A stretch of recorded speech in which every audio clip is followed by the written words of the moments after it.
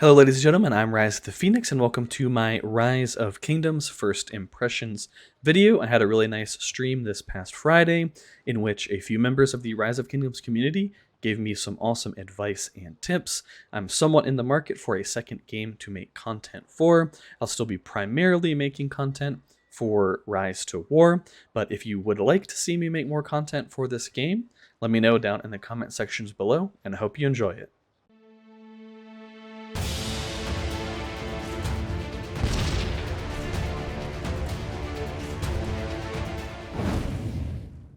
Welcome back, everyone. We'll start things off by talking about 3 positive first impressions and then finish up the video talking about 1 or 2 things that I didn't particularly like about the game at first glance. So first of all, I felt like there were a ton of rewards. I felt like I was being showered in rewards during the early game. It actually almost got annoying at some points, but it also meant that I was able to always build the buildings that I needed to continue to progress my town, and it meant that I was able to easily keep up with training and healing troops.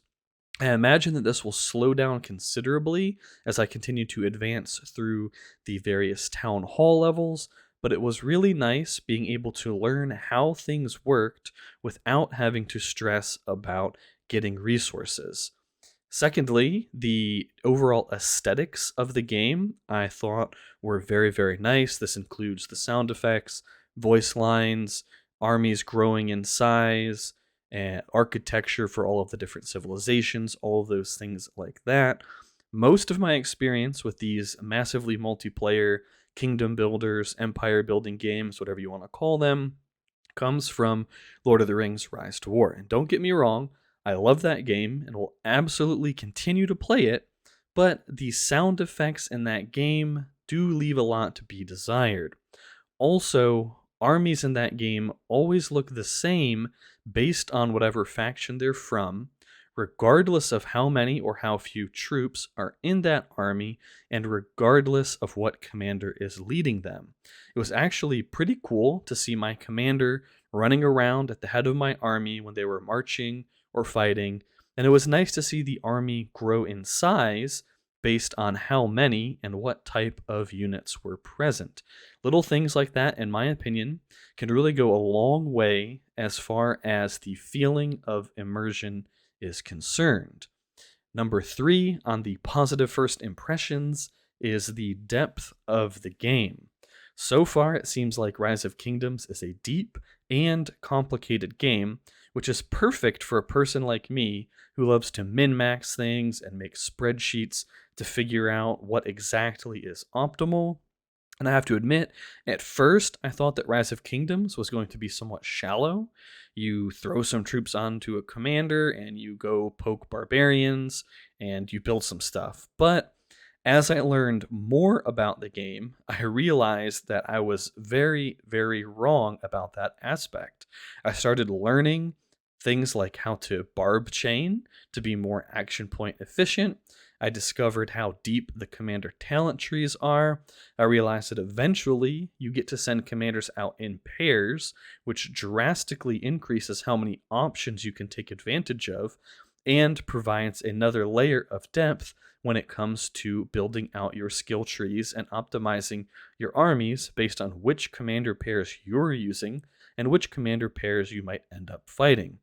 All of this isn't even taking into account the technology tree, alliance technology tree, rallies, territorial expansion, the gathering system, and probably a bunch of other things that I'm either forgetting to mention or have not discovered yet.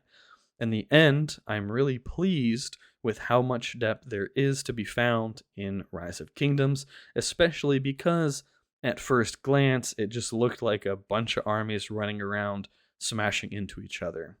So, kind of amazing how things can change once you start digging into a game, I suppose. And moving on to the negatives.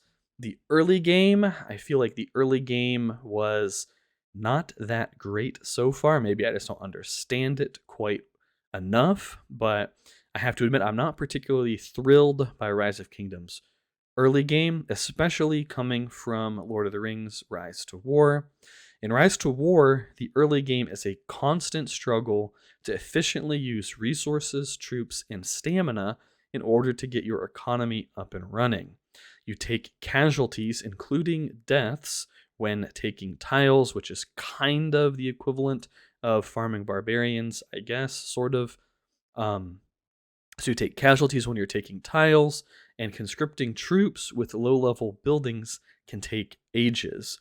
Plus, healing troops can cost a significant amount of your resource income and time. It's really important to be efficient with your troops, and it's possible to just straight up run out of units and be stuck waiting on conscription to finish up.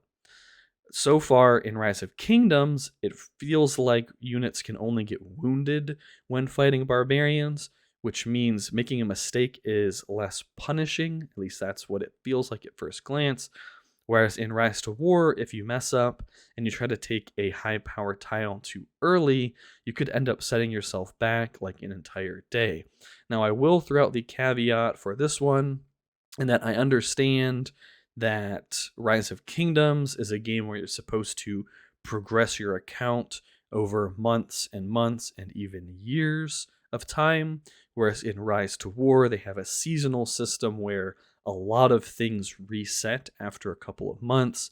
So, in that regard, I suppose Rise to War's early game does have to be a bit faster and more intense, whereas in Rise of Kingdoms, I imagine the early game is really about setting yourself up to be able to succeed in the mid and late game events like the large KVK fight. So there is that caveat for that one. And then the second negative I thought of, and this is really very much an opinion, just has to do with the store. Honestly, Rise of Kingdoms store is overwhelming. There are so many deals, I just can't keep up with them. I have no idea what is actually good value because it's hard to sift through all of the information to find a quote unquote baseline price for something. And maybe this actually encourages people to spend more because it makes them feel like, oh man, I'm getting all of these super awesome deals. But for me personally, I would prefer a few good options of what to buy and then have the store expand as I progress through content and potentially expand as I make some purchases.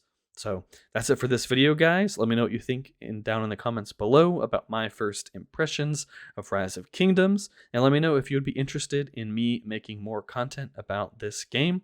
I'll catch you in the next one. Rise of the Phoenix, over and out.